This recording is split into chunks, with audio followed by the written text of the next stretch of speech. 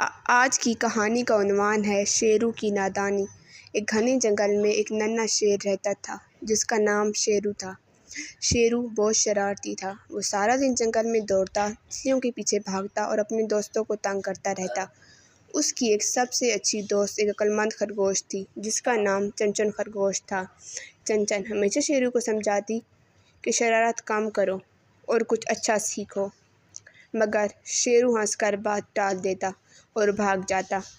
ایک دن جنگل میں زور کی بارش شروع ہو گئی۔ آسمان پر کالے بادل چھا گئے اور تیز ہوا چلنے لگی۔ سب جانور اپنے گھروں کی طرف بھاگنے لگے۔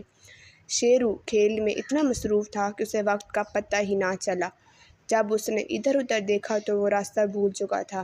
شیرو گھبرا گیا۔ ہر طرف اندھیرا تھا اور بارش تیز ہوتی جا رہی تھی۔ وہ مدد کے لیے زور زور سے چلانے لگا۔ اتنے میں چنچن خرگوش وہاں آ گئی۔ اس نے شیرو کو ڈھونڈ لیا تھا۔ چنچن نے کہا، میں نے تمہیں پہلے ہی کہا تھا احتیاط کیا کرو، لیکن تم سنتے ہی نہیں۔ چنچن شیرو کو غار میں لے گئی جہاں دوسرے جانور بھی بارش سے محفوظ بیٹھے تھے۔ سب نے مل کر آگ جلائی تاکہ سردی کم ہو جائے۔ شیرو خاموش بیٹھا اپنی غلطی کے بارے میں سوچتا رہا۔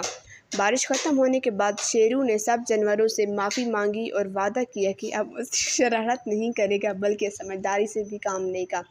اس دن کے بعد شیرو سب کی مدد کرنے لگا۔ اگر کوئی جانور مشکل میں ہوتا تو وہ فوراً اس کے پاس پہنچ جاتا۔